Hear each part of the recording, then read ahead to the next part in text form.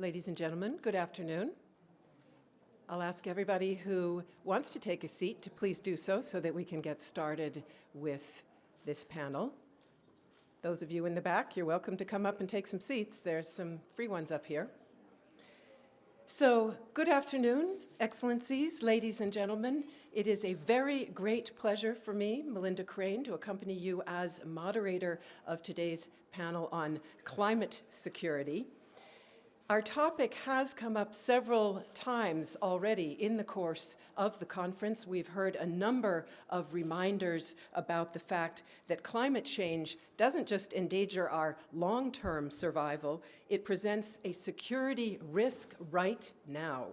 The stress that it causes, I think all of us in the room are well aware, exacerbates conflicts, can raise the likelihood of bad governance, sparks migration, and can transform a fragile state into a failed one.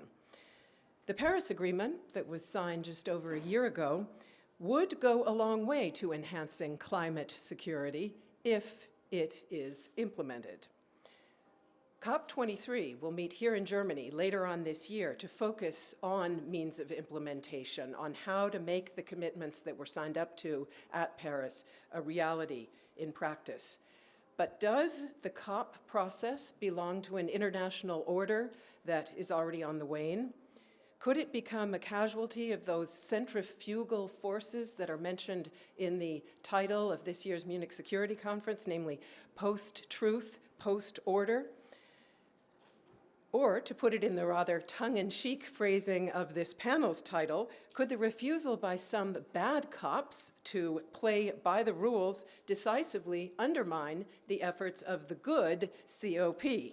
That is what we want to talk about in a very eminently stocked panel here, and we will begin with a scene setter from Patricia Espinosa. She is the Executive Secretary of the United Nations Framework Convention on Climate Change. As you no doubt know, that is essentially the parent of the COP process. She was formerly Foreign Minister of Mexico. She's had a very distinguished Foreign Service career, and she chaired the 16th COP in Cancun.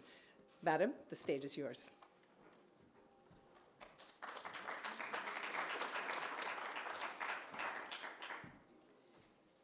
Thank you. Thank you very much. And let me start by thanking the Munich Security Conference for hosting this discussion on human security and climate change. I am indeed very glad to have this opportunity to make some remarks before this very interesting panel. Dear friends, the security community is well aware of the fact that climate change is a security issue. Our current refugee crisis, when seen through the lens of climate change, brings this into a sharp focus. And the security community, which is renowned and revered for their ability to assess and address future threats, understands that our current crisis pales in comparison to what is coming if climate change remains unchecked. Consider these facts by the UN Refugee Agency. Between 2008 and 2015, more than 200 million people were displaced by disasters. The likelihood of being displaced by disaster has doubled since 1970, with disaster costing the world more than $200 billion a year. And there is high agreement among scientists that climate change, in combination with other factors, will increase the displacement of people. The new Climate for Peace report that was done last year to guide the G7 nations lays out climate change as a driving force behind the instability that causes displacement. Global pressures on food, water, energy, and other resources are increasing. Climate change is the threat multiplier that worsens social, economic, and environmental pressures, leading to social upheaval and possibly even violent conflict.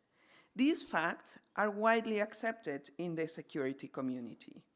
The US military understands that climate change presents a significant and direct risk to readiness, operations, and strategy.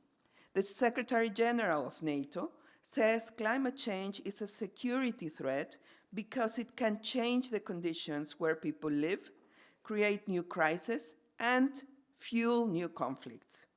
Our UN Secretary General reaffirmed just this morning that climate change, along with terrorism, crime, and devastating epidemics, are a global megatrend that we must act on as part of building a culture of prevention with an end goal of lasting peace and prosperity.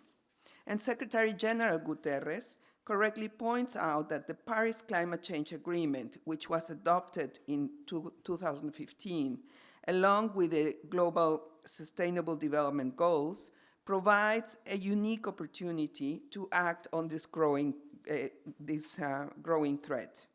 These assessments of climate change as a security risk come from experts who understand the complexity of systems and the implications of actions or the failure to take actions. And these assessments come at a moment in history when we clearly see the effects of climate change.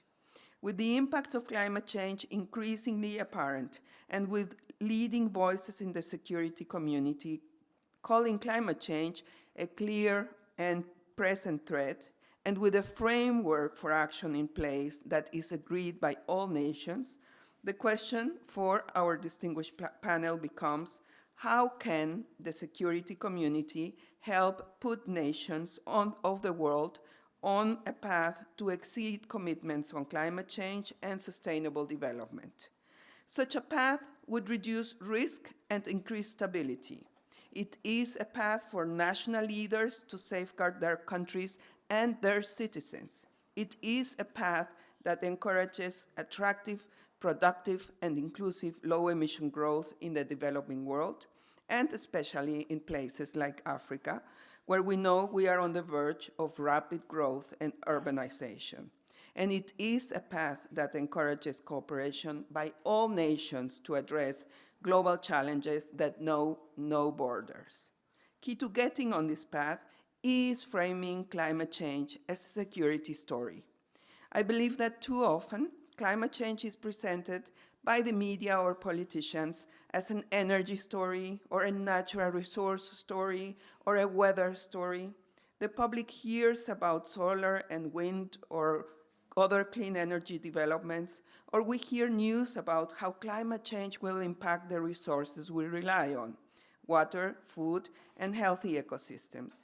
And we certainly hear when climate change is linked to deadly and costly extreme weather, supercharged storms, prolonged droughts, and devastating floods. But climate change presents a complex and multidimensional risk. This is the story that needs telling.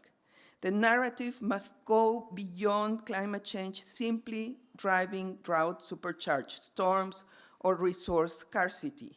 This story must be carried forward to show that already vulnerable communities become more desperate, more vulnerable, and more susceptible. People are displaced in their country or to other countries, add in conflict or predatory criminals, or several concurrent crises, and your humanitarian situation quickly escalates to a security risk. This story, this narrative, this link between a stable climate and human development needed for security, this is the story that needs to be told. More people need to understand because this story's ending is uncertain. It is currently being written. In one ending, the community of nations works together using the Paris Agreement, the SDGs, and other multilateral institutions to build resilience and curb the emissions. We take real, meaningful action on climate change and the SDGs at the urgent speed science says is required. We foster a culture of prevention. This is the ending that is playing out. The Paris Agreement has now been ratified by 132 countries in only a bit more than a year. The Sustainable Development Goals clearly state that climate change is the single biggest threat to development, which brings it into economic development planning. The private sector is acting on thousands of climate commitments in areas like clean energy, sustainable supply chains, and offsetting of unavoidable emissions. States and cities are acting on climate to benefit their citizens. All this momentum forward, everything we have done, is not enough.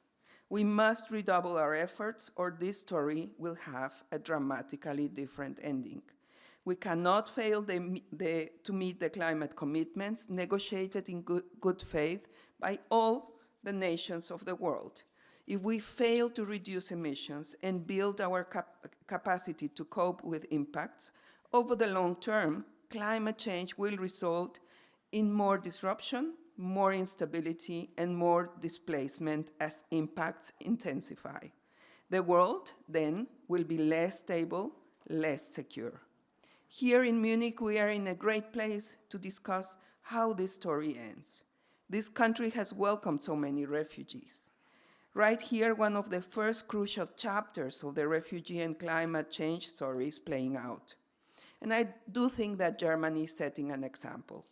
Germany is connecting the dots. The German government, for instance, is working on initiatives such as the Platform on Disaster Displacement, created in partnership with France and Switzerland, as well as private partners. It is a toolbox to prevent and prepare for displacement, as well as respond when displacement happens. This initiative places climate change squarely in the context of disaster risk. This link is made in the preamble to the Paris Agreement and must be strengthened in people's minds. Climate action reduces risk and increases stability. I applaud these steps and encourage all countries to take similar steps. I am now very interested to hear, of course, to all our distinguished panelists, and I thank you all for your attention.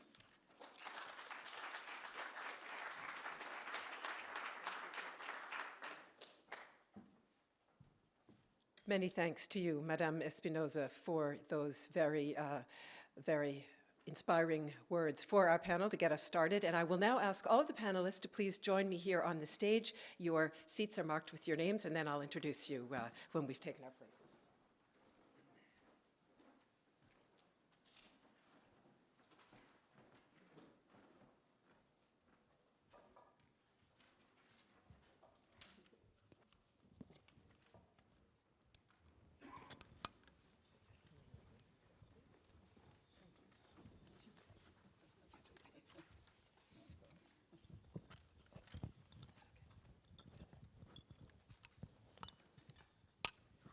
So a very warm welcome to all of you. And ladies and gentlemen, you'll note we've got a great gender balance on this panel, rather unusual at the Munich Security Conference.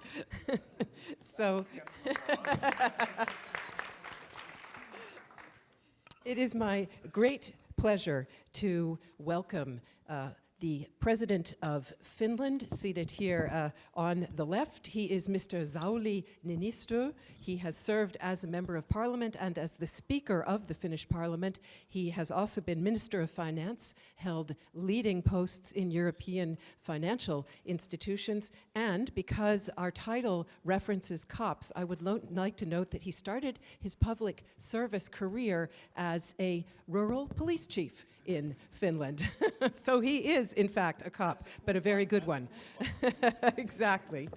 Seated next to him, it is a great honor to have with us the Prime Minister of the People's Republic of Bangladesh, Sheikh Hasina Wazed, who also holds her country's defense portfolio. Her political career has spanned 4 decades. She has served 2 previous terms as Prime Minister, also headed the opposition, and led the political party Bangladesh Awami League since 1981. Great honor to have you here, Madam. Next to her, it's a pleasure. We're going to save our applause for later so that we get even more time for discussion. Next to her is seated Margot Wallström. She is Minister for Foreign Affairs for the Kingdom of Sweden with a portfolio that includes responsibility for security issues. She has extensive international experience in human rights, development, and gender issues, and she has served as a Vice President of the European Commission as well as European Commissioner for the Environment. Great that you could be with us today. And next to her is seated United States Senator Sheldon Whitehouse, who has the reputation of being one of Congress' foremost climate hawks. He is co-chairman and co-founder of the Bicameral Task Force on Climate Change and was a co-sponsor of the Climate Security Act, or more recently of the Carbon Fee Act, a law or a bill which faced rather formidable opposition from the other party, and we may pick up on that a bit later on. And finally, it is my very great pleasure to welcome on our panel Mary Robinson. She is president of the Mary Robinson Foundation for Climate Justice. She was president of Ireland from 1990 to 1997, and she served as UN High Commissioner for Human Rights, as UN Envoy for the Great Lakes region of Africa, and as UN Envoy on climate change. So I'd like to start out by asking each of you to give us just a brief perspective, if you would please, on climate security, and if you wish, also on that good COP that is mentioned in our title. Please, go ahead. Thank you so very much.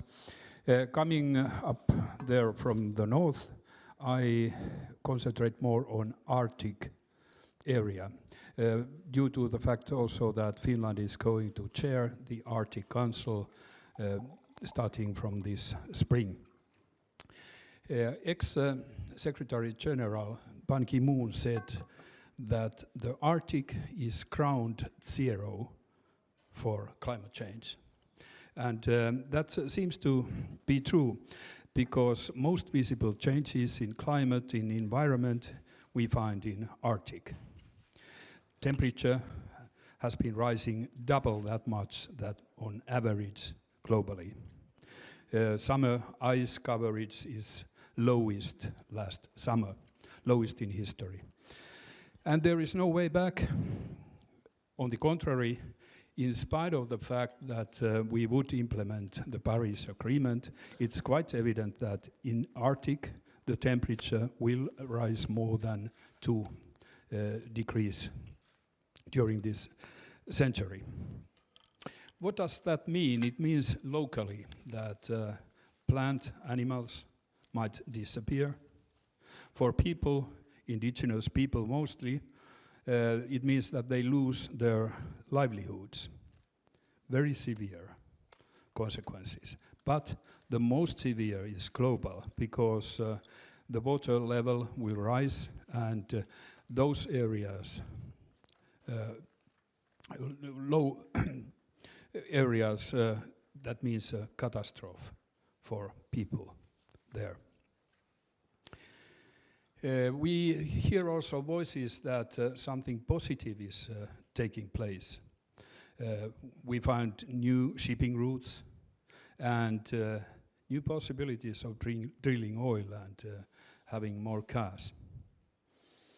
In a way, this is the latter.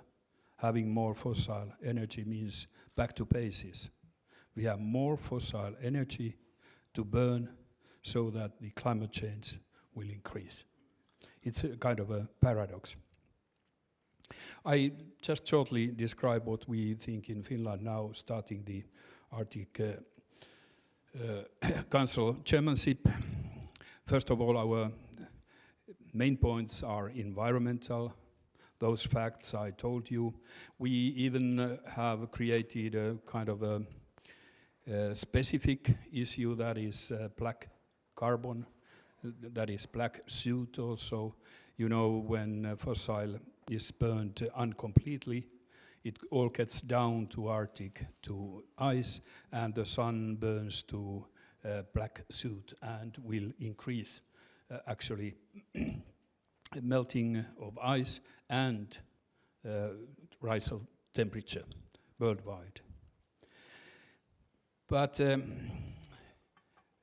having said that, many see also positive possibilities like more fossil energy.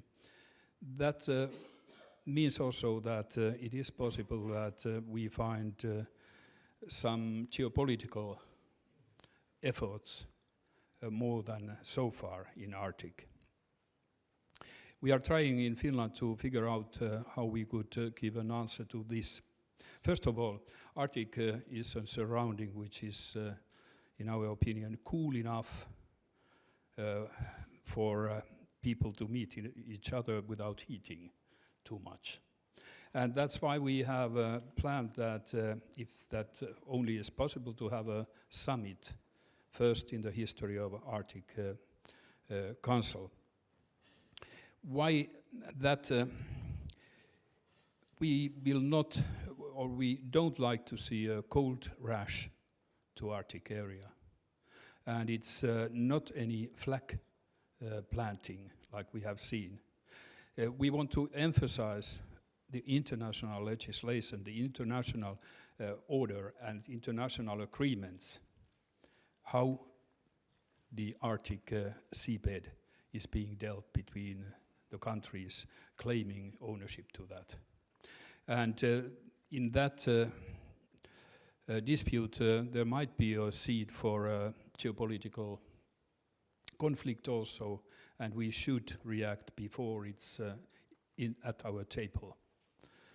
I would like to stop here and go further with your questions with the climate change itself. Thank you. Thank you very much. Sorry, Prime Minister, would you care to give your statement? I'm delighted to join you all at Munich Security Conference. The world is now on an uncertain journey. The concept of national security is going through fundamental changes. Climate change has become a new element of national security.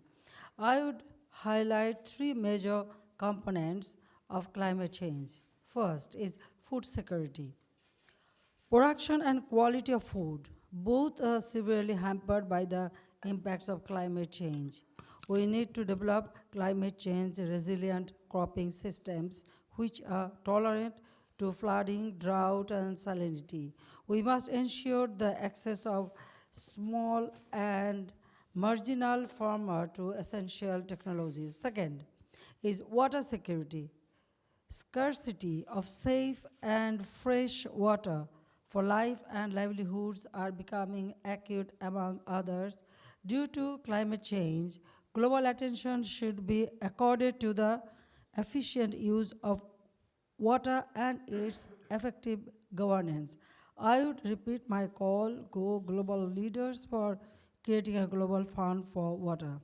Third is climate-induced migration. Millions are forced to move internally and internationally because of climate change.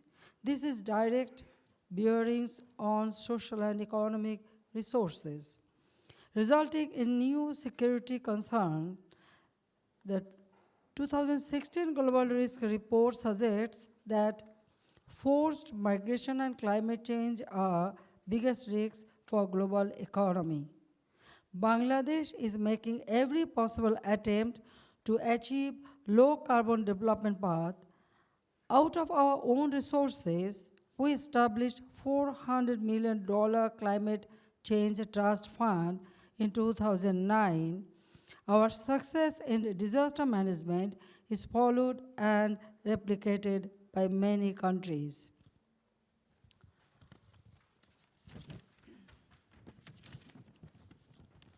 As part of our commitment, we have undertaken coastal greenbelt projects along nearly 900 kilometers of the coastline. Around 4.5 million solar home systems have been installed across the country. By 2018, Bangladesh will emerge as the largest solar nation globally. The Paris Agreement has been a reflection of political solidarity of the world leaders in securing people and planet from the threats of climate change. The outcome of the Marrakesh conference was not much encouraging. The spirit generated in Paris can't be lost. Climate change causes security concerns by adding pressure on resources. It may also result in instability, violence, and conflicts. In all cases, national security could be jeopardized. Climate change is a global issue, and its solution should also be global. It requires combined, concerted, and coherent actions. Non-compliance by one state could threaten the survival of all. We must, therefore, share responsibility for ensuring security. Bangladesh has adopted the plan after COP15. COP15, I was present there. I was one of the core members. 25 members committee was formed that time. So after COP15, then we decided that we should not wait who will assist us or not, but we should start by our own. And that way we started establishing this fund with our own budget money, and now what we have done, I have mentioned it. So climate change, it is really very, very important. Maybe it may not be important for all, but for us.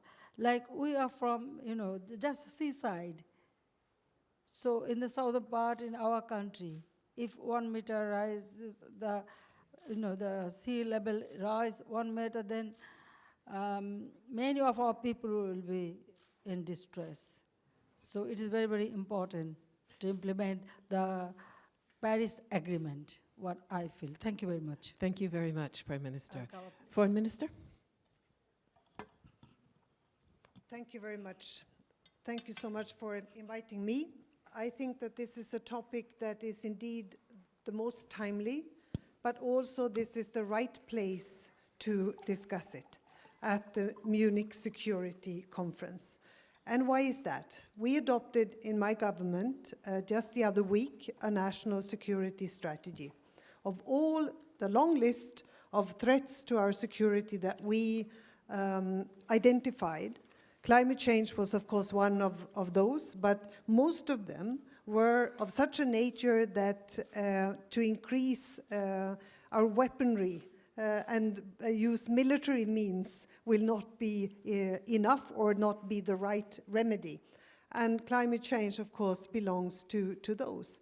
I don't think I have to give the arguments why it is why it is a threat to security, but I think the challenge is really to tell the story in such a way that we reach out to each and everyone still, even if we have come far in doing so, but we still have to make sure that the story is understood.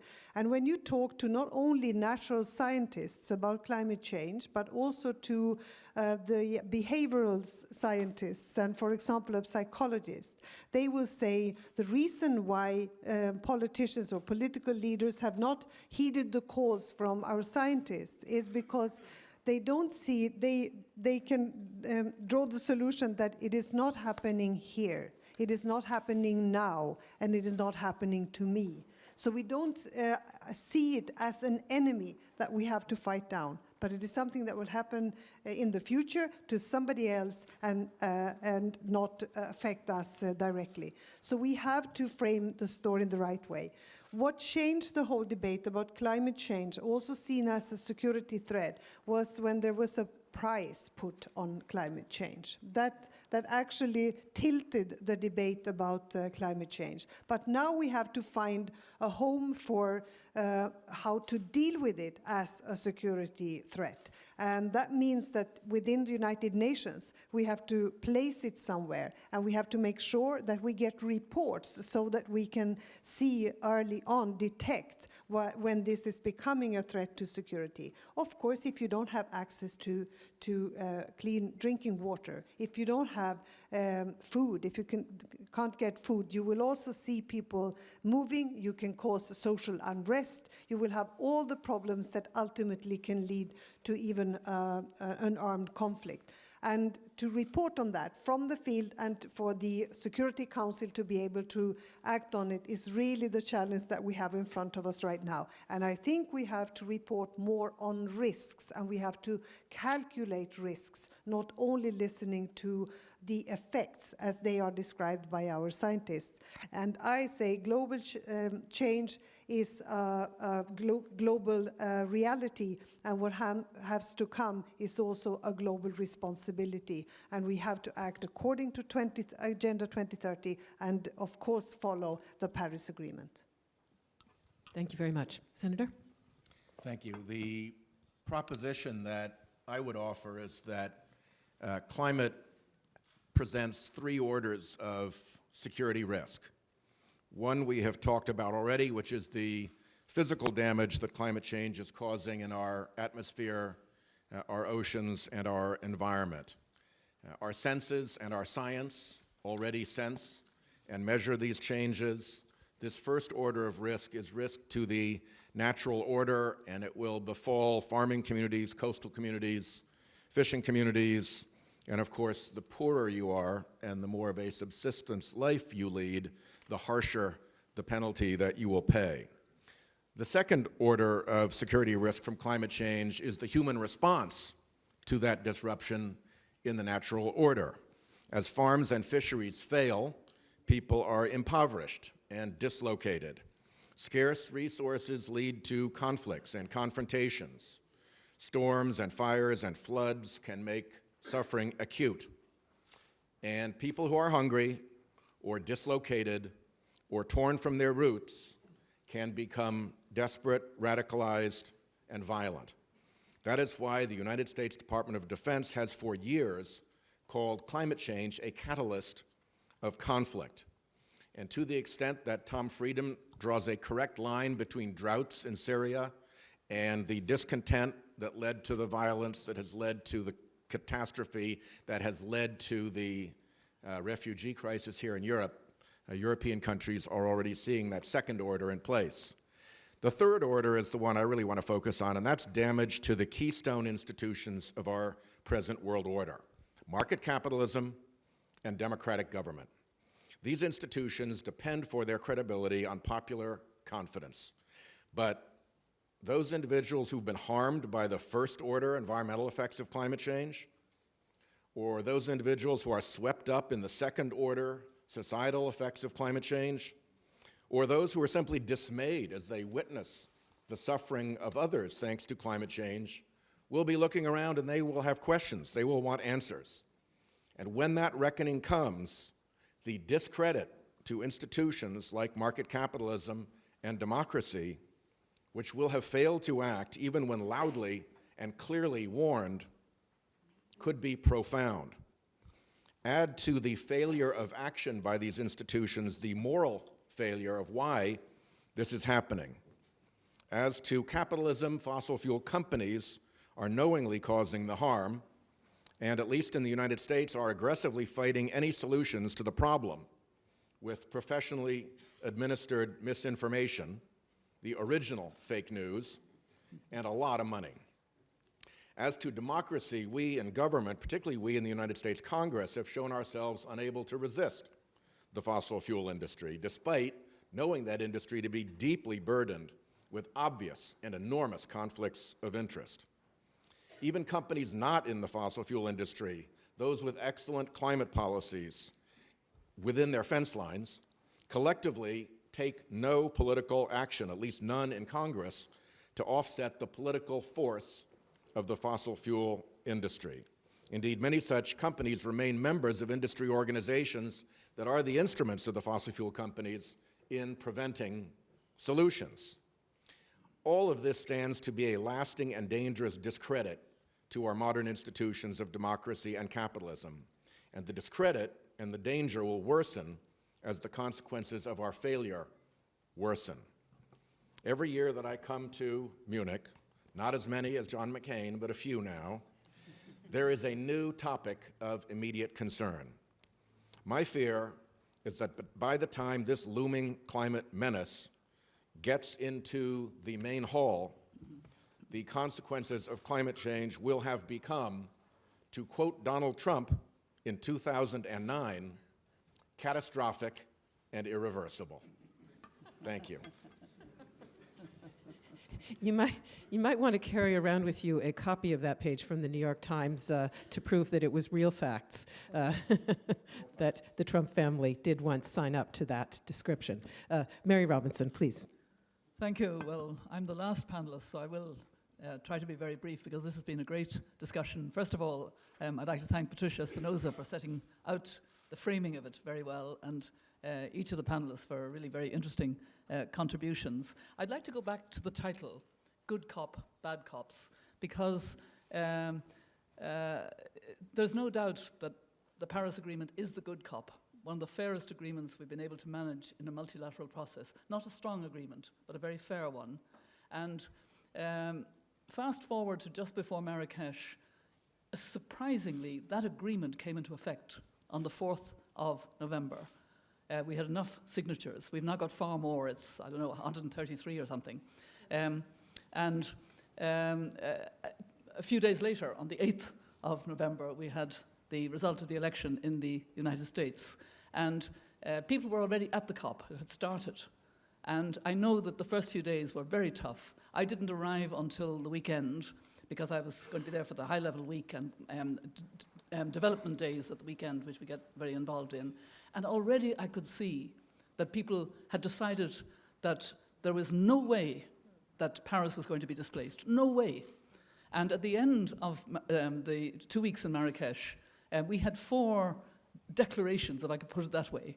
The first was a political declaration that was necessary because of the US election.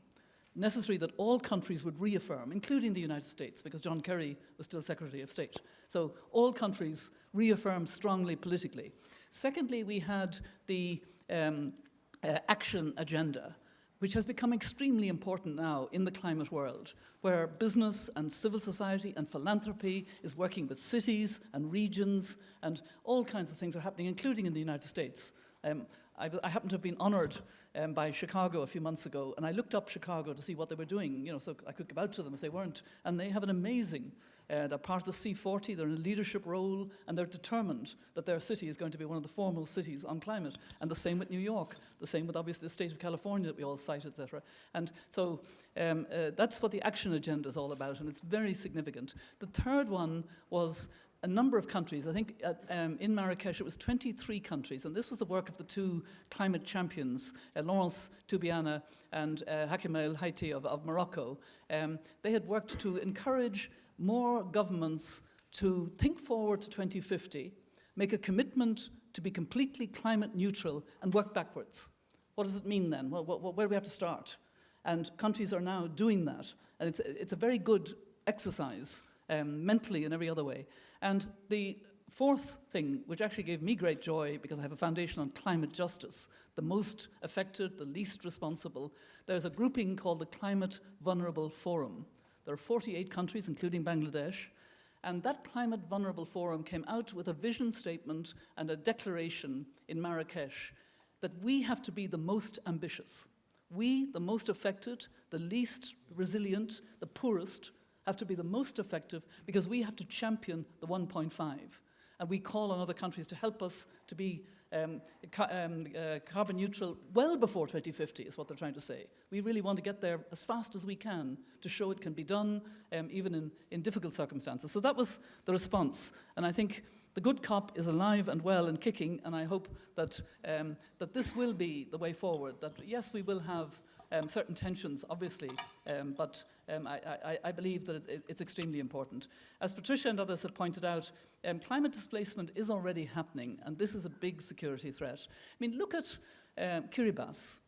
President Tong of Kiribati, he's no longer the president, but while he was president, had to provide for his people by buying land in Fiji. Because unless we stay below 1.5, Kiribati cannot survive as islands, unless somehow very expensively they're raised, which he's trying to work on, and others in the island. And so, I mean, You know, I've been president of my country. We have a president and a prime minister on this platform. I could never have imagined having to think about buying land somewhere else for my Irish people to go to. I know we migrate a lot, and so we should. But yes, well, and so we should. But you know, the very thought of that, and the very thought of the pressure that Sheikh Hasina is actually under, because I've been down in the Delta region of your country, and it is scary to see what could happen if we go up a metre, and where would 20 million people or thereabouts go. Not only have we got the good cop and we're determined, but we got the laggards. And I just want to make 2 points, because they're current, and one of them, Margot Wallström has also mentioned. The first one is, I really am very appreciative that Germany has put climate change on the agenda for the G20 very strongly, and also Africa very strongly. That's a nice combination, and I think I'm speaking as an African. We're all Africans. I'm speaking as an African on this platform, because that's where a lot of my reference points are. The best thing that the G20 could do, and there is an investment group that has already written to the G20 asking it to do this, is to phase out fossil fuel subsidies in the G20 countries, all fossil fuel subsidies, hopefully by 2020. That would be the game changer in resolving the issue, and I want to come back to that point in a minute. The other one is, as Margot has said, it has come before the Security Council a few times, but informally, ARIA formula. It's time the Security Council had a formal discussion on climate change and security. It's such an issue, as you have said, Senator. It's such an issue, and the United Nations should give leadership. And let me just finish with the way we often talk about climate change, that it's a threat multiplier. I'm sure you've all heard that expression. Climate change is a threat multiplier. Then, as Patricia was saying, climate action is a threat minimizer. It's the prevention. And we have to be in an era of prevention now, and I think we really have to move in that direction. Thank you. Thank you very much. So I want to come back in just a moment to those good cop, bad cop issues, but perhaps because we've been reminded we need to tell the story, let me ask 2 of you to make it just a little bit more, or 3 of you to make it a bit more concrete for us in terms of threat multiplication. I'll start with you, Prime Minister Sheikh Hasina. Bangladesh, one figure that I saw, as many as 50 million Bangladeshis could wind up displaced and in flight by the year 2050. Is that correct? It's an astonishing figure, it's a troubling figure. Would you say that is correct? And if so, what's your assessment of how well prepared we are to deal with that kind of clearly human disaster, but also security risk?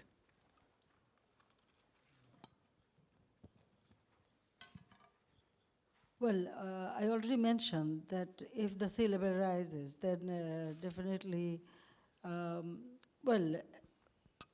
people have to migrate. But the point is, you know, our country is the land boundary is very small. It is 160 million people we have. So if, may not be 50, but by 2030 it will be 50 million people have to migrate from those areas. Then where we can place them? That is a big question. So what I feel, the commitment made by the world leaders, they should not forget it. They should implement it. In COP15, my experience is the leaders of the country, when a leader talks, I will feel it is country's, opinion. So the commitment they made and the problem, the way they raises, but sometimes we feel that they don't stick to that. And we receive many commitments from many leaders or many international organizations, but what we receive, especially the vulnerable country, because we are not emitter, we don't do emission, but we not only our country, small island countries, even some other countries, they will be sufferers. So what will be their future? There are many islands, it can be submerged. Then where those people will go? I don't only think about my country, the future of my country, but also we should think about those people also. And we have adapted SD 30, United Nations already adapted to develop 2030 agenda, SDG. So if we want to implement SDG, then definitely we have to think about the effect of this climate change. You cannot just close your eyes and just back out from that agenda. So that's, I feel that, yes, I am very much worried about my people, the future of my people, that if they migrate, then where they will go, how they will stay, what will be their economic condition. We want to develop our country. Already we reduced our poverty level. When I became Prime Minister, before that it was 47%, now we reduced to 22%. I have targeted that within these 2 years we will reduce another 5 to 6%, then within 2030 or 2021. Before 2021, we want to reduce another 7 to 8% so that we can declare our country as a poverty-free country. But this, because of this climate change effect, if I have to migrate our people from those areas, then what would be their future? How they will live? What will be their economic condition? So what I feel, the promises we receive, yes, we definitely, I can tell you one thing, this is my experience, that we only received very big promises since COP15 till now, but practically we received nothing, or especially the vulnerable countries, they received nothing. So the war would be their security, food security, livelihood, and all other things. So that's why I feel that it is a global phenomenon, no doubt about it, but all the developed countries, those who are really responsible for emission, they should contribute. That is my point. Thank you. Let me just perhaps put another figure out there. Essentially, money diverted from the fight against poverty and the effort to fulfill the Sustainable Development Goals is measured in the billions that you are now having to put into flood management, coastal embankments, and cyclone shelters. That is money directly diverted from those efforts. Mary Robinson, you had a story that you wanted to tell. I learned a lot from a woman in northern Uganda called Constance O'Kellett. I was president of Oxfam at the time, and Oxfam was gathering witness, if you like, from grassroots women who were affected. And Constance's story is a very interesting one and a very typical one. She talks about when she was growing up, they had enough food. They were poor, but they had enough food because they knew when to sow and when to harvest, and the weather was very predictable. And then around about the year 2000, things changed. And instead of that, they got flash flooding and long periods of drought and then more flooding. And it got bad in particular in about 2002. And all the houses in her village, they had to run out of the village because of flooding. And all the houses except hers practically were, or most of them were destroyed. Hers was very badly damaged, but she was able to sort of patch it. And that night, 29 people slept in her house. Now, she has 6 children, and she has some grandchildren, but still, it was 29 people. So that was a kind of thing. She formed a women's group to try to fight back. And then because of the link with Oxfam, because Oxfam, if you like, found her as a voice, she started to come to meetings, first of all in Africa, and then she came to a COP. And she said at one stage, she said, I thought God was punishing us. But then I learned about climate change, and I learned it's not God, it's the lives of rich people. And I thought that was, that stayed with me. That kind of takes us back to Senator Whitehouse's point about undermining of trust in the system of market capitalism and also in democratic institutions. Let me now just briefly go north again, but very briefly, if you would please. Sweden is also a founding member of the Arctic Council. I want to put this to both of you, but I came across a recent Swedish study which pointed out that in comparison to many other regions that neighbor Russia, the far north actually has been pretty stable, peaceful, harmonious. Would you expect that to change in light of a scramble for resources? Are both of your countries, Margot Wallström and President Niinistö, looking toward a more conflictual future in the Arctic as those resources do open up?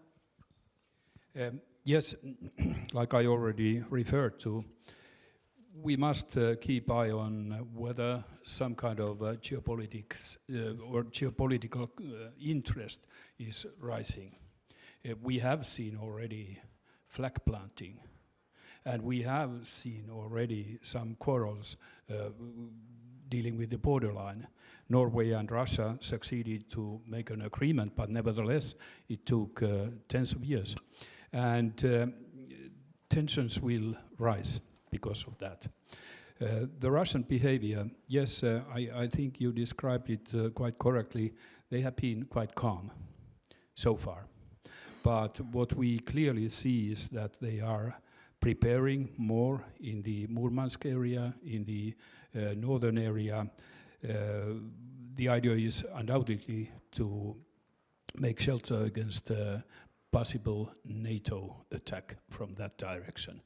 And it seems to be the major interest in Russian military politics at the moment.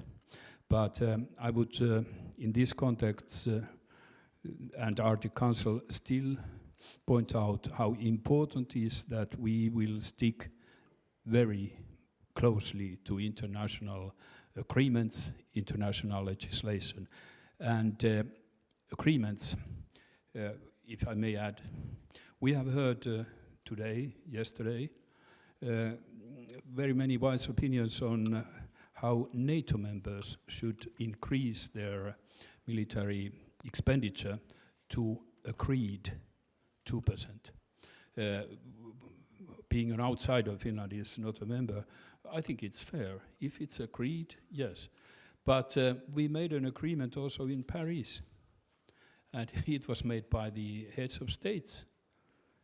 So if you respect agreements, you should respect all of them.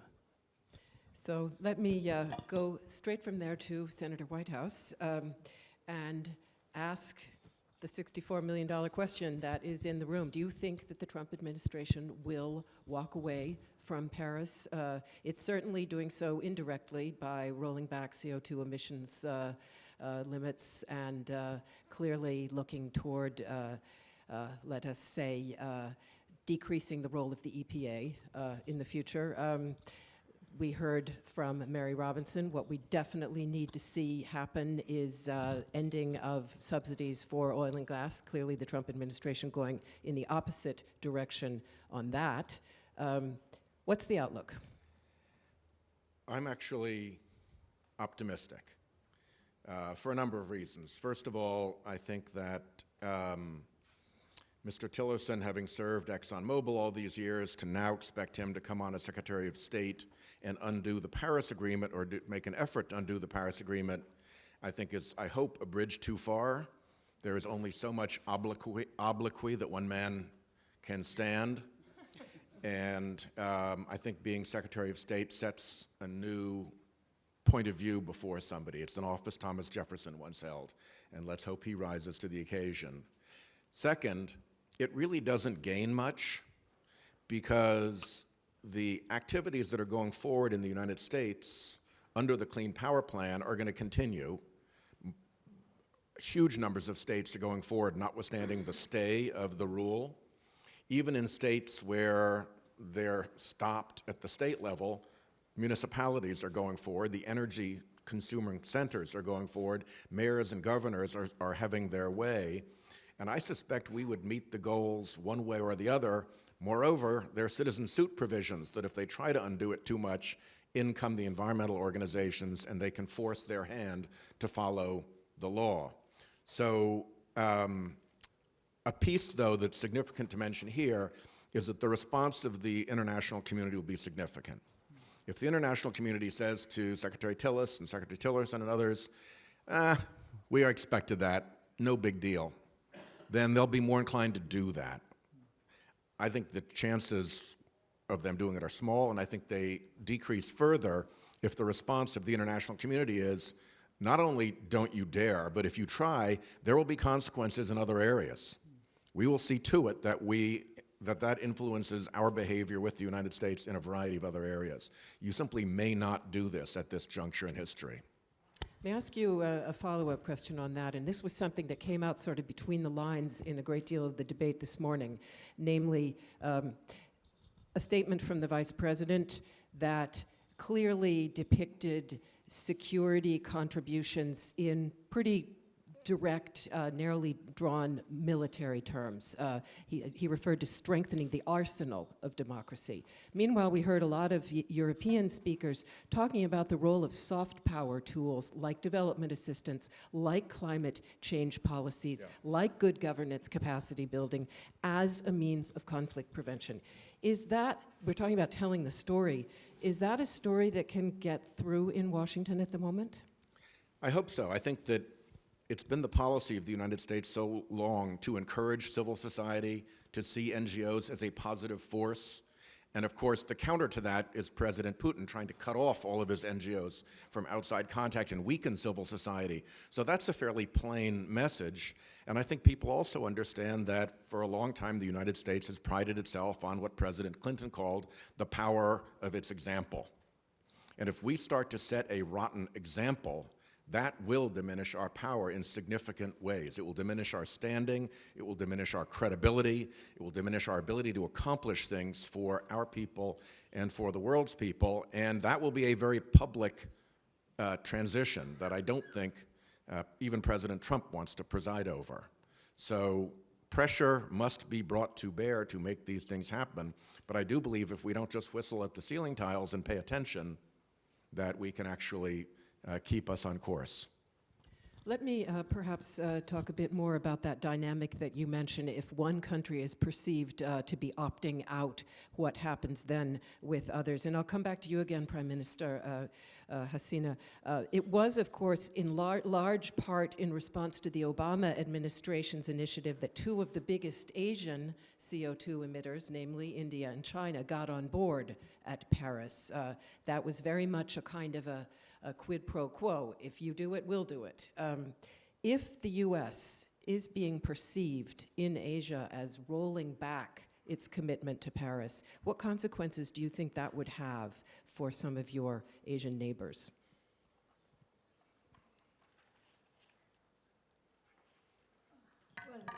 Your microphone. Sorry.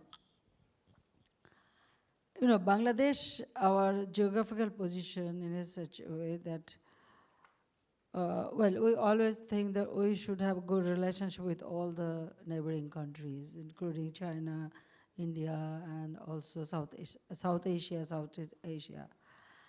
Now, as you know that most of the poor people living in this area, so we need development. We never expect any conflict should rise in this area, especially our two big neighbor. Now, the question you asked me, I think it is very difficult for me to answer that what will be the consequence, but what I feel and what I try that all the country, we should focus on our people. Because of climate change or any other issue rises, it should be solved bilaterally. First must be bilaterally, and then, well, if necessary, all can work together and resolve it. Now, what US will do, it is up to them. Because, you know, during COP15, what I noticed that time, like US was much more initiator of COP15, that means this, these climate change issues. But now what we feel that they are, somehow they are just back foot, want to go to, they are not taking any responsibility, or somehow they are reflecting that it is not much important and this and that. So at this moment, it is we are watching the situation. Frankly speaking, we are watching the situation. We want to see where it goes, where it stands. But definitely, because we have to ensure that our people, the poor people, they should get their basic rights, right to food, right to shelter, right to medication, right to education, right to living a better life. So what I feel that world need a very peaceful situation, peaceful manner, which is very, very important. So all the developed country, they are already developed. But what will be our future, the developing one? They should think about it. What will be the future of our poor people? Because our commitment to the poor people, we do politics for the people. So we want to ensure them a better life. But any conflict, any situation arise, that will hamper the development. So we cannot afford to accept it. We want a peaceful, atmosphere. That much I can tell you now, because it is very, too early to make any commitment, any comment about US or China or India, or there's a big country. We are a very small country. I'm thinking about my own country, my people, how to ensure them a secure life. That much I can tell you. Thank you very much. Foreign Minister, you wanted to make a comment? Yeah, no, I see no purpose in speculating about what will happen in the US. I think that politics is about what we want and what we do. And also, I think we are beyond the point in history also where failure to implement by one state will be taken as an excuse for others to not to take action. And I think that well-informed governments will absolutely act in their self-interest and address climate change. And I think actually we will be helped by industry. We will be helped by the business community because they are well informed. They know that this will provide a win-win situation, economically, socially, and from every point of view. And I think they are willing to act already. May I just add one word?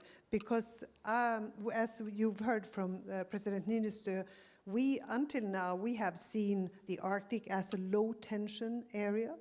Of course, defense policies is not part of the Arctic Council agenda, but it has been definitely a low-tension area, and we want to keep it that way. And this is what we will discuss with Russia, because until now they have also acted in a constructive way, mostly constructive way, I would say, in the Arctic Council, and they see a self-interest in this as well, because when the permafrost melts, the whole infrastructure built on the permafrost, it will cost them enormous sums to try to replace that or repair or do something else. So they know that this comes at a huge cost. And we work together on research. And that my last point is, it has to be said, we have to defend science.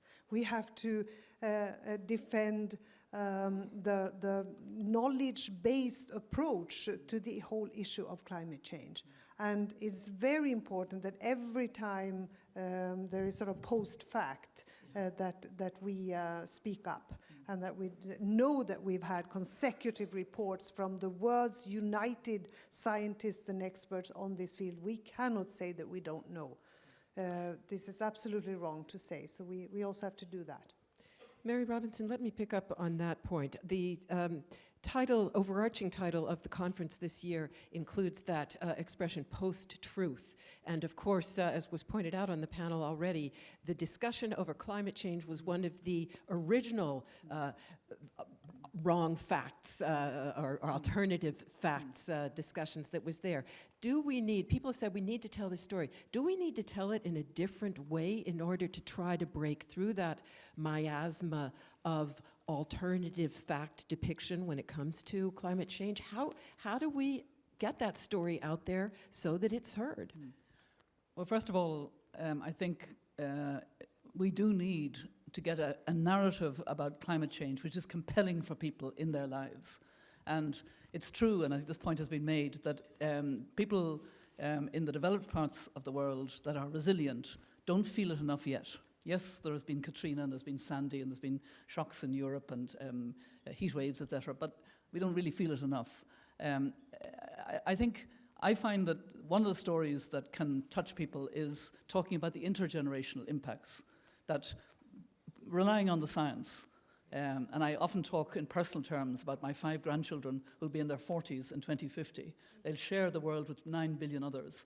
How will that world have enough food, have enough water, have enough social harmony, unless we get on top of it? And that tends to, as a story, tends to get across. But back to your point about the truth. I mean, the climate world has learned to try to combat the fake news.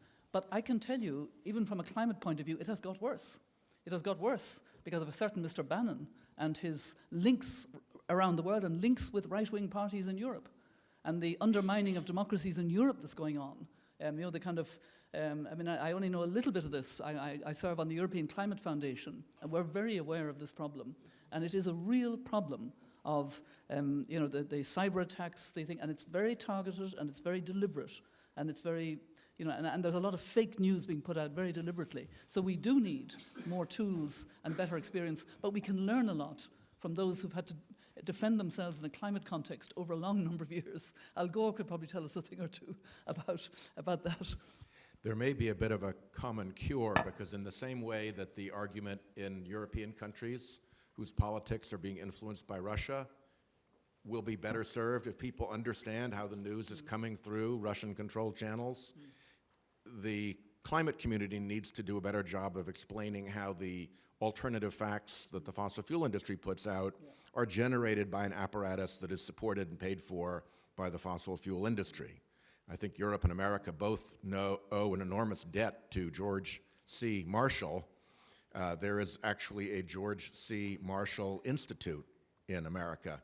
It has nothing to do with George C. Marshall. It's a fossil fuel industry front group that took the name of an American and international hero so that it could put it on the front and look like it wasn't the fossil fuel industry. And that is a story that I think needs to be continually told, because if all people do is see competing messages, they will win, because their message will be crafted to fool better than reality can do on its own. You have to be able to push back and look at the machinery that is creating the alternative facts, whether it's a Russian infiltration or whether it's the fossil fuel industry. President Niinistö, you have your microphone. Yes, this is an interesting question you posed. How, what we tell people so that they would understand. And I believe that we need different stories, because different people believe in different stories, which all are true.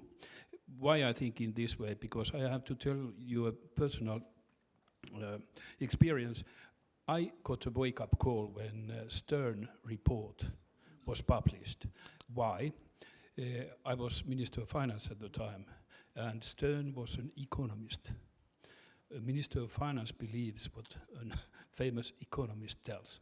But I do agree with you that the ethical story between generations is most important here, because actually not at all of us will face the worst, but our children will do that undoubtedly if we fail. Thank you. Foreign Minister, you also wanted to make a comment? Yeah, I attended a conference arranged by the Arctic Cooperation, and the scientists there gave their reports, and of course they described also the Arctic as you said, they describe it as the cap of the planet, and if you take off the cap and the sun continues to shine, of course you might become too overheated, and this is what is happening now. But they also gave the very direct stories about fishermen in the Arctic region, that now they have stopped fishing seals, of course, or killing seals, which is a good thing in general, but it is also because what they see is thousands and thousands of dead seal cubs. they don't find food any longer. And of course, the polar bears is already a well-known symbol for the changes, and the plastic, soon taking over our seas and oceans as well. And one person, or the moderator, asked these scientists, but after all these horrible reports, can you sleep at night at all? And it was a bit different from one to another, but one of them said, well, I am now trying to look for the hope spots, not the hot spots, but the hope spots. And I think the hope spots are really I think that really the business community and the industry, the different actors for change. And I think that women overall, because they are very much leading the local communities' work on climate change. And they describe it exactly the way that you said, Mary. And I also think that responsible politicians, so let's see the hope in the fact that last year, in 2015, the world came together to agree on the Paris deal, and it now has to be implemented. And I think also the unfinished business is to place it on the Security Council's agenda, because if we invest in weapons to defend ourselves, I think the truth is also that if you want peace, invest in peace, prepare for peace. So you also have to put a budget for peace. How do you avoid conflicts and them to escalate into armed conflict? How do you invest in development so that you can avoid conflicts that come from actually not having access to drinking water or food? And I think that the balance, and maybe this is why they will call us naive if we say those things, but we will have to live with that. Thank you. Mary, you had a brief comment, and then... Just very briefly to reinforce the point that Margot was making about the role of women, particularly in the front lines of climate change, and then also politically now. I'm very glad that we've been able to get gender onto the agenda of the conference, and we've now got an action plan for gender that's working its way through. And in that action plan, there are two very significant features. One is recognizing the role of grassroots women in the plan of action at the high level, to actually listen to grassroots women, have them come to COPs. And they've been coming for the last few years. And believe me, and maybe you know that, COPs are extremely boring sometimes. I mean, poor Patricia, she has to be there all the time. And it is very boring and very technical sometimes. And then you have a voice speaking from the heart about what it's like. And it makes a huge difference. And the second thing is the gender decision talks about the importance of local, traditional and indigenous knowledge, which is also very important, to build on that indigenous knowledge. So I think and we have a troika of women leaders on gender and climate for the last few years. I see Melinda Verveer at the back of the room and with her institute in Georgetown, but she's also a member of the Troika, as is Margot, and we meet whenever we can at COPs. It's very flexible, and it's a Troika because we had 3 women presiding over 3 COPs. Connie Hedegaard in Copenhagen, Patricia Espinosa in Mexico, and we were going to have Maite Mascherban in Durban, the next COP. And Patricia said, why don't we use this symbolism of 3 women and form a Troika and a Troika plus of women ministers and women heads of agencies, etc. And we've been going strong ever since, and we're getting gender properly into the understanding of the gender dimensions of climate change and the role and the burden that women play and the barriers they face because of lack of land rights and lots of other things. So I think we needed to bring that out. Can I say a last word about the test case will now be Somalia, probably. Because in Somalia, after having years of drought, and with how this affects livestock and livestock raiding and all of that, might be a test case also for how to avoid that this escalates into a real conflict. Thank you. Another storyline to keep an eye on. I'd like to take a few moments of audience questions, a few minutes of audience questions. So if you have a question for us, we do have microphone carriers here in the room. Here's one over here and one over there. Carl Kaiser, Harvard University. A question to Senator Whitehouse. To increase the optimistic outcome of what you said, besides shaming, shouldn't it be the moment where you have a vast transnational effort at the lower level, NGOs, cities, transatlantically, political parties, parliamentarians? I mean, there is a lot that could be done at that level under the government. There's an enormous amount that is being done at that level and at lower levels of government, for instance, at the municipal level. It's been very hard for the fossil fuel industry to try to control all of politics, so they focused on Congress, where the bulk of the power is, and they have the United States Congress fairly well locked down. But once you get down to states, and even below that to municipalities, their reach is not really yet extended that far. So there's an enormous amount of activity going on. And there is the bubbling up from the base as well of regular people. I'm hoping that we will see an Earth Day march coming up at the end of April, April 29th, that matches or perhaps even exceeds the Women's March, which was such an extraordinary outpouring in the wake of this election.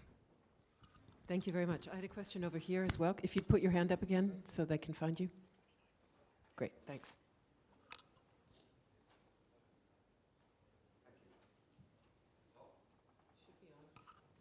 Doesn't work? Ah, okay. I'm Frederik van Peepke from Perspective Daily. I studied environmental international law and also worked for Tuvalu at the United Nations, an island threatened by inundation. And my question is, after a few years that I spent working on the topic, I'm pretty convinced that the current system, where you basically try to ask for voluntary measures, it doesn't work. It's been tried since 25 years, and you just need a political change, and then you can make a roll backwards. So the only system which always appeared like a really decent solution for me has been carbon trading, and my carbon trading on a global level, not only on a European level. My question is, in the last years, I didn't hear carbon trading anymore in any conference on a top level being discussed. Are there any efforts? Is there any chance? And what I didn't find, are there any counter arguments? Because it's by far the most efficient system to Three Republican secretaries of the Treasury in the United States, together with a bunch of other leaders, leading Republican economists, the chairman of Walmart, have just come out in favor of a carbon fee, a price on carbon. $40. The carbon trading piece gets a little bit awkward in the wake of our financial meltdown because nobody has any confidence in a government set up trading regime. But if you start with carbon fee pricing, markets will develop to meet that. So I think everybody gets how we get that accomplished. The problem is a simple one.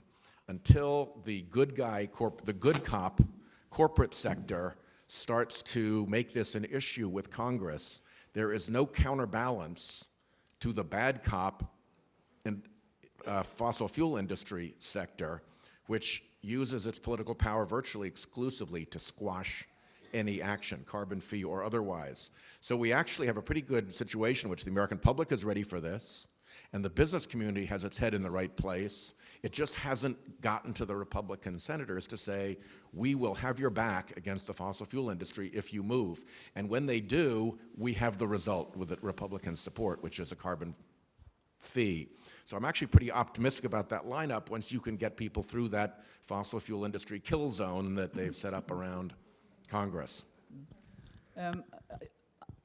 I'm here at this conference as one of the elders. Another elder, Hino Jelani, is in the second row there, and Lacto Brahimi and Ernesto Zedillo. And the elders have been constantly calling for putting a price on carbon, and a proper price on carbon, which is what your Senate group is trying to do. And I hope former Senator, or distinguished GOP former members, I do hope that this will get a real life, because that will bend the needle. But I wouldn't underestimate the importance of what happened before Paris, that we changed from a system that was the Kyoto Protocol, top-down, trying to enforce and not doing it very effectively, to a bottom-up where every country said they would set out their commitments. It started with intended nationally determined contributions. and now it's nationally determined contributions of what countries will do. And these are there's going to be stock taking of these in 2018. They're going to have to ramp up the ambition by 2023. And there are going to be a lot of both NGOs and governments and the UN and the Secretariat that Patricia presides over tracking this in a peer pressure way. It's not, you know, it's not a big stick, but it can be very effective in naming and shaming. Because if countries become real laggards, the bad cops, we will know. And if the United States becomes a bad cop in the next few years, they will have to be called out. But I do agree with you, Senator, that an awful lot of good is happening below the federal level. And I think the United States won't actually be so bad. But even if the United States in some way says it's not going to implement the Paris Agreement, I think we have to call out the United States and you know, say that's not acceptable. We'll join you. Okay. And perhaps one other initiative we could also put on that list would be the fact that there is a World Bank-driven initiative for carbon pricing, a task force on that includes a lot of international stakeholders. So up at that multilateral level, it's also definitely on the agenda, born in Paris, in fact. Who else has a question? Back there in the, yeah, thank you. My name is Major General Abedin. I am from Bangladesh. There are two important landmarks in the field of climate change. One was the Kyoto Protocol, which deals with the limiting the emission of greenhouse gases. And the second one was the Paris Agreement, which deals with limiting the rise of temperature. Now, in order to monitor the implementation of these agreements, I think there are too many cops. So some good cops, some bad cops.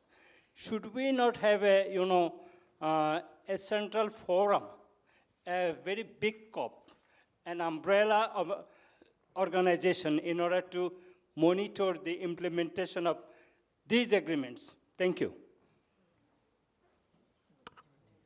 I'm not sure we shouldn't ask Patricia to respond to that. Why not? Yeah, why not? Yeah. Patricia? Well, we do have a process that is established under the convention and that has a responsibility of every year following up on the convention, the Kyoto Protocol, and the Paris Agreement. And we celebrate this COP, the Conference of the Parties, every November, which, by the way, many believe that it has become too big and too often.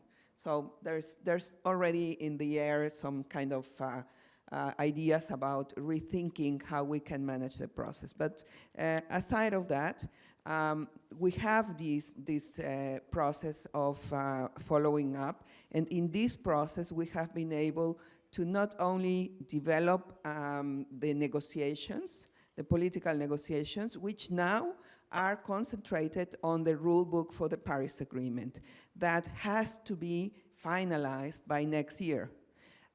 Besides that, we have in this framework put together a process together with many actors, the Climate Action and Implementation Framework, and also many, it's really become the place that convenes and invites everybody that is engaged on climate change. So I think this is a successful process. I'm a bit worried about how we are going to be dealing with it in terms also in financial terms. This year we are really fortunate to be able to have the conference here in Germany, in Bonn, not as Germany the venue, but as the UN venue, the host of the conference.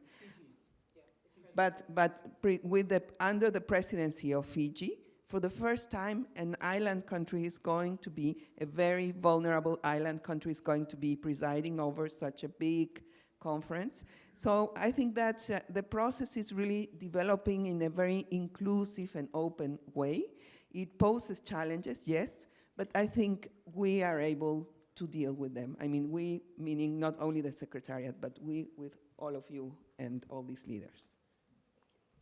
Thank you very much, and I'm glad you mentioned the Fiji presidency because, again, I think that will be a way of getting the narrative out there in a different way than perhaps we've had it before, at least reaching people perhaps through that. Do I have any more questions? One more? Go ahead. That'll be our last one then. One second. We need to get you a microphone. Hina Jilani, I'm one of the elders. My question, or let's say a plea, is to Prime Minister Sheikh Hasina. You take a great deal of interest in the climate change issues, and you have very clearly outlined the dangers you see for your people. But in your region, there is India, there is Pakistan. Both India and Pakistan are already worried, or at least the people are worried, about the glaciers we are losing now in the Himalayas. Sri Lanka is worried, it's an island nation. And Nepal also shares part of the mountain ranges. Why don't you take the leadership in waking South Asia up to this issue and bring your fellow leaders in South Asia on the platform very firmly to strengthen the global commitments towards the preservation of whatever we have already seen in COP 15. You are in a good position to do that. Would you like to respond, Prime Minister? You can also do so bilaterally without a mic, if you prefer. Well, you know, the country you mentioned, already we have an organization called SARC, and all South Asian countries are there. And they meet, but well, sometimes some international conference, because of some reason, it may be postponed. But we are hopeful. We can meet and we can discuss about it. But about taking leadership, well, actually, I am leader of Bangladesh. I want to remain as leader of Bangladesh. That is true. But yes, of course, what I want that all the country, what I mentioned, even, you know, in our region, when I meet with our leaders, we told them, I said that we have only one enemy, that is poverty. All the countries like Pakistan, India, Bangladesh, Sri Lanka, Nepal, Bhutan, all other around the countries, even China, Myanmar, everywhere, you know, most of the vulnerable people are there. Most of the poor people are living there. So our effort should be how we can develop our people's economic and social condition. That is our main aim. Here, whenever I met any of the leaders, I always approach them. Do you remember when Pakistan and India, both the country, you tested nuclear bomb? There was a big, you know, tension raises in our area. Then I took initiative. I visited both the capital, met both the prime minister. I didn't follow the protocol. I just directly called to Prime Minister of Pakistan and also Prime Minister of India that I want to meet you. Because if you do that, then our country and the people of this region will be in a very vulnerable position. So we don't want any kind of tension. Now, but each country, they have their own problem and they have their own region or own issues. We cannot solve everything, but at least we can take some initiative that, yes, maybe with neighboring country, you may have some problem that can be solved bilaterally through discussion. But, I think the first thing that each country, they should take their own initiative. We are there. If necessary, we can assist them. But the leadership, I am not that much capable one that I can do it. I represent a very small country and my people, so whatever I want to do for my people. But definitely I think about other people in the world, also that where there is a scarcity of food or drinking water or sanitation or medication or education, whatever it is, definitely I want that people, they are human. So they should have their human rights. They should have their, they should, the global leader, everybody should take steps and care. But these two countries, yes, sometimes the tension arises, and again the tension got down. But I think as because you also represent one country, so why don't you put pressure to your leader to have good relationship with neighboring country? In our part, already we have done it. We have a good relationship with all the country. Our foreign policy is very clear. Friendship to all, Malay to none, and I maintain it. I can tell you that since I formed government, first time in 1996, we solved many problems. And then the second time, this is my third tenure, I maintain good relationship all over the country, no doubt about it.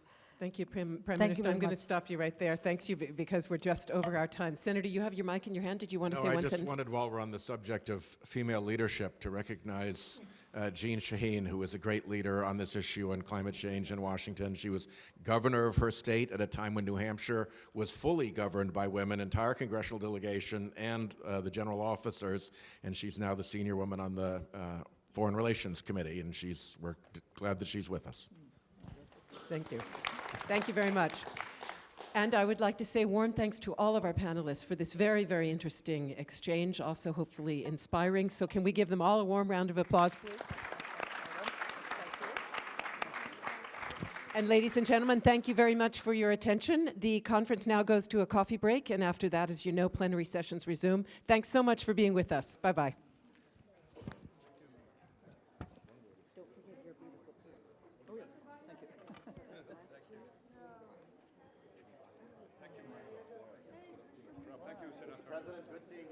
Well done. Thank you so much.